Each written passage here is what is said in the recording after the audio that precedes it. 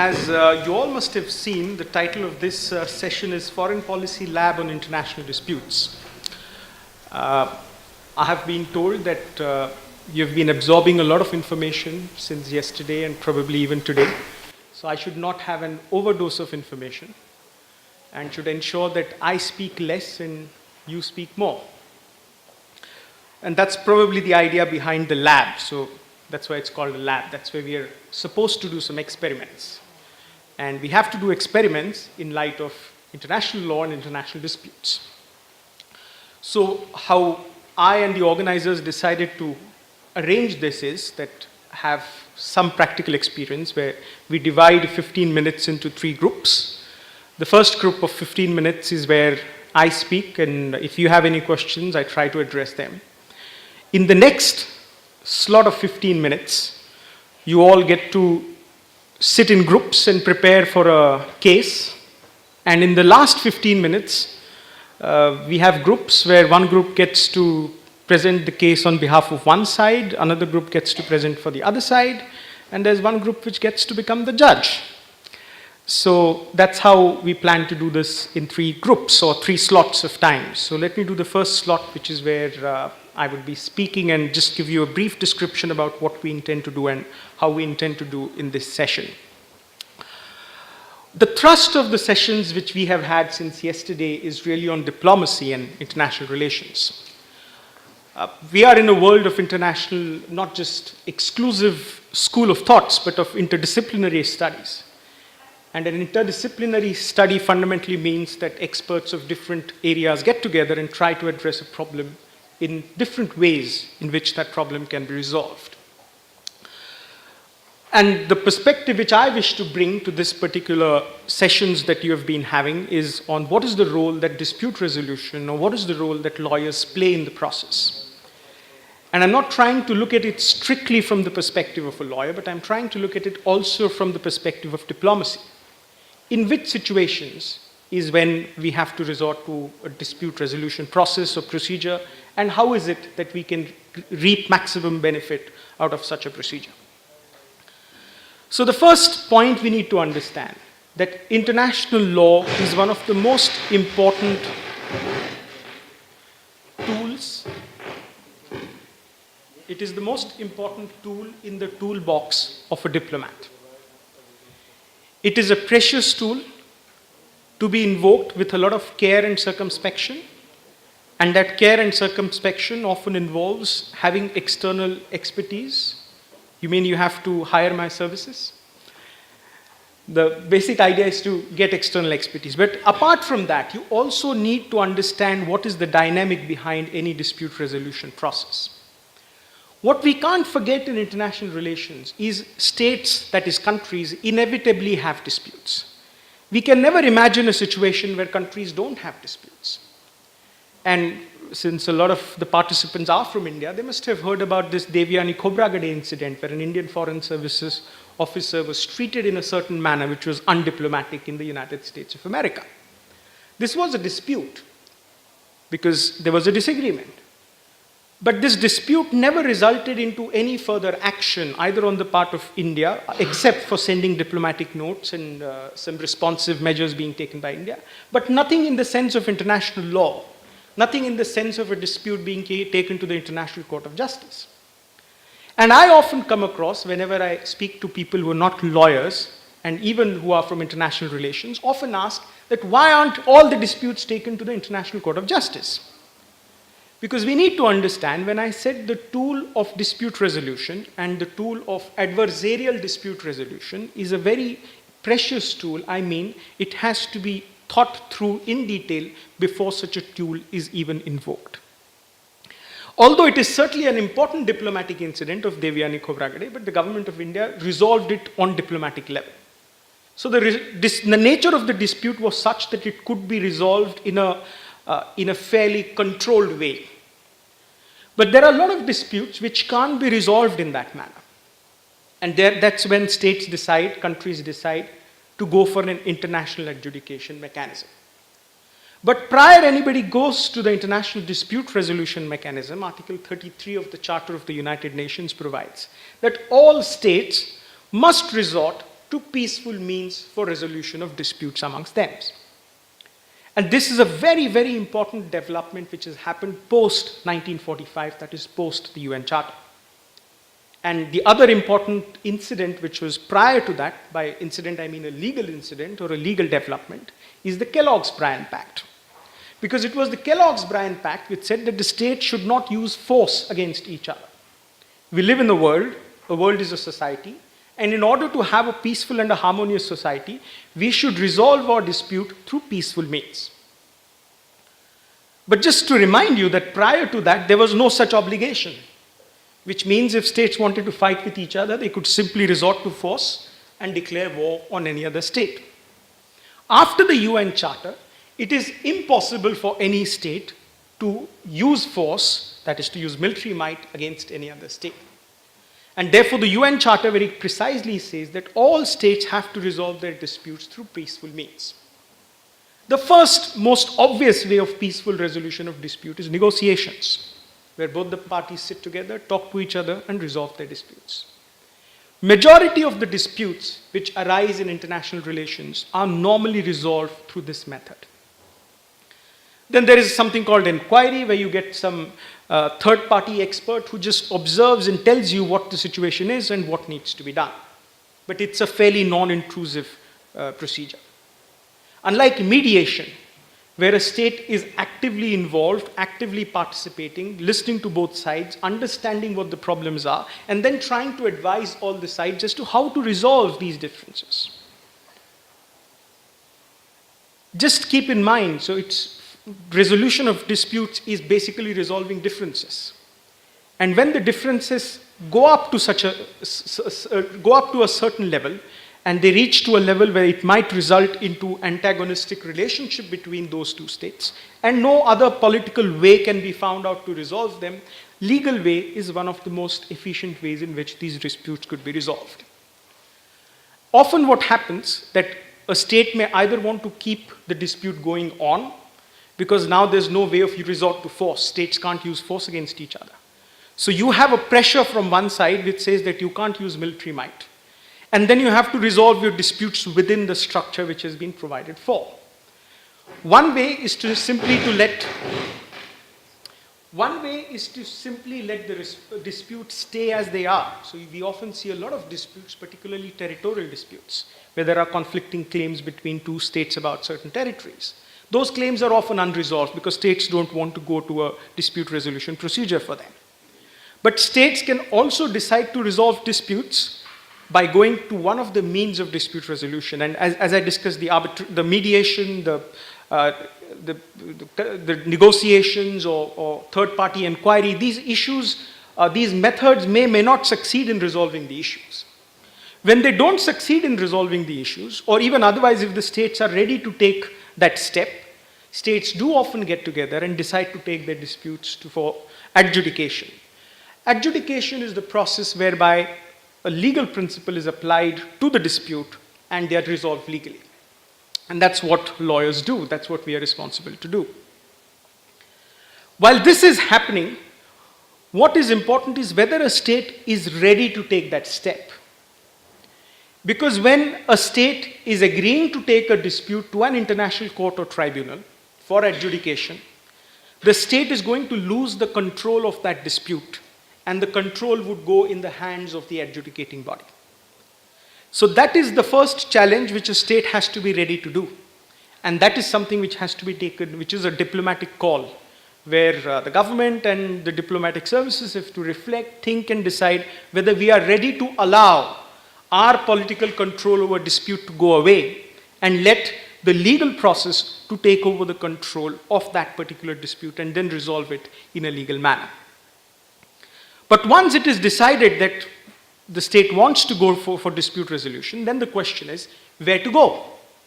There are several ways, and it normally depends on the subject matter of the dispute. You have to look at what the dispute is all about.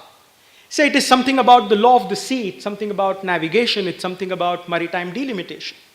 So then you have to go to what is called the United Nations Convention on the Law of the Sea. It has three procedures. One is you go to the International Court of Justice, or you can go to the International Tribunal for the Law of the Sea, which sits in Hamburg, or you can have your own arbitral tribunal, which is called the Annex 7 Tribunal. If it is a trade dispute, then you may want to go to the WTO, which has its own dispute resolution mechanism called the DSU, Dispute Settlement Understanding, where there's a panel and an appellate body. There's a two-tier mechanism. If it is a general dispute, and let me give you an example which India recently had, was of the Kulbhushan Jadhav case. I've had the privilege of being involved at some stage in advising as to what the government should do and why it should do. And the government decided to go to the International Court of Justice. And there were two views. First view was India cannot go. The reason why it was argued that India cannot go is because India has agreed to the compulsory jurisdiction of the International Court of Justice. While accepting to the compulsory jurisdiction of the International Court of Justice, India has made an exception. And India has said that we would not want disputes relating to Commonwealth countries or disputes with Commonwealth countries be brought before the International Court of Justice.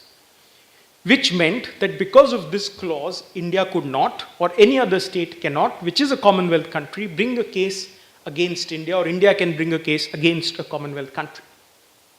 So that was out of question. But does that mean that there was no other way?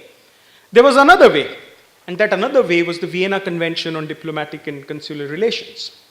There is a protocol to that convention, and the protocol has a mandatory dispute resolution provision which says once you are a member state of this particular convention, then you have to go to the International Court of Justice as a binding way, and then you can't simply run away from this.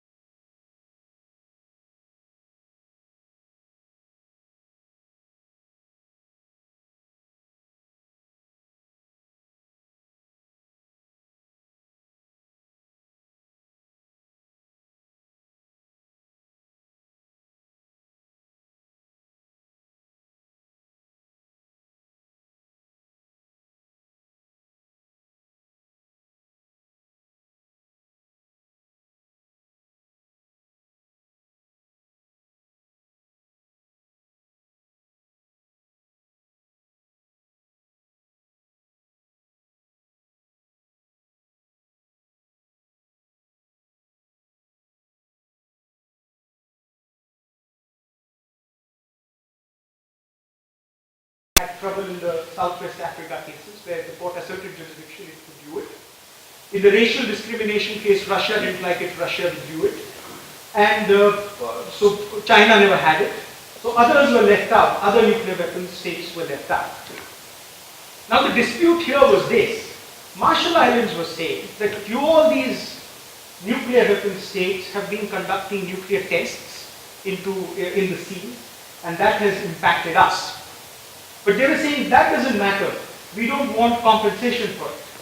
What we want is that you are under an obligation to disarm, to move towards nuclear disarmament. And when you are expected to move towards nuclear disarmament, you should have continuous negotiations. But what is happening is you are firstly not negotiating, and secondly, you are increasing the number of ammunition, the arms, the nuclear weapons that you have. So you are expanding your nuclear arsenal rather than reducing it. And both these actions are violative of customary international law, violative of your obligations under the Non-Proliferation Treaty, the Nuclear Non-Proliferation Treaty. Now, India was never a party to the Nuclear Non-Proliferation Treaty, but of course, United Kingdom was a party to the Nuclear Non-Proliferation Treaty. The question before the court was, does the court have jurisdiction? The court found that it didn't have jurisdiction. It didn't have the competence. And Marshall Islands' argument was that there were two occasions when we told India and United Kingdom that we have a dispute with you. The first occasion was in a diplomatic conference. The second occasion was in a high-level committee of the General Assembly on nuclear disarmament. On both occasions we told you, which means you should have understood that there is a dispute, and therefore there is a dispute, and now you have to basically come before the International Court of Justice and respond to it. To which the other said, well, it may be dispute according to you, but we haven't been told that there is a dispute. You should have informed us, tried to have some negotiations, and then we could have found if there is a dispute. The International Court of Justice found that there was no dispute because you never informed India, there is no effort made to inform India that there is a dispute. So you have to have some sort of an understanding that there is a dispute with the other party, which is called the objective awareness test. For example, if I have a fight with somebody, I should be aware that I am having a fight with the other person.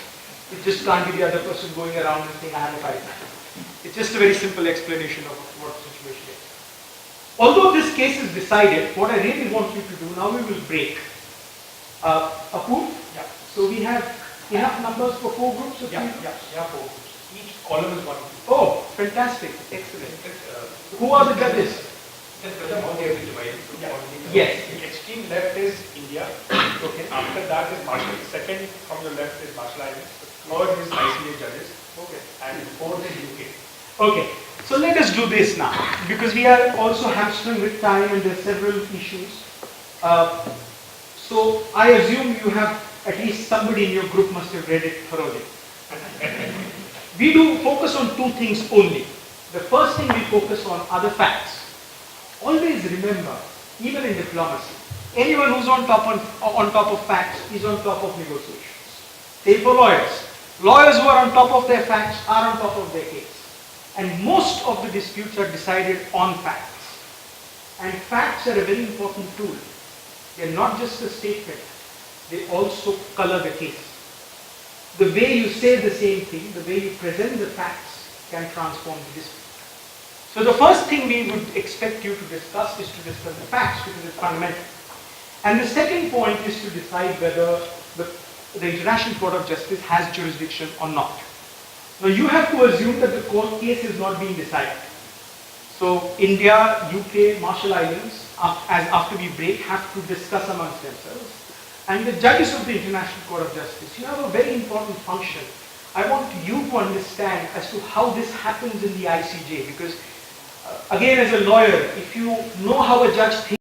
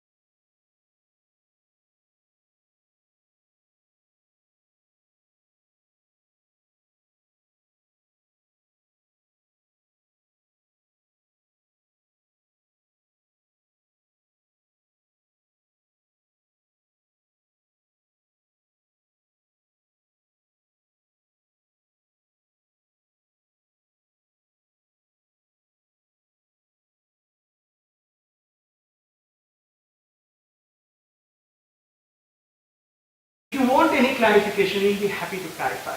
I think we should break now and start preparation. Thank you very much.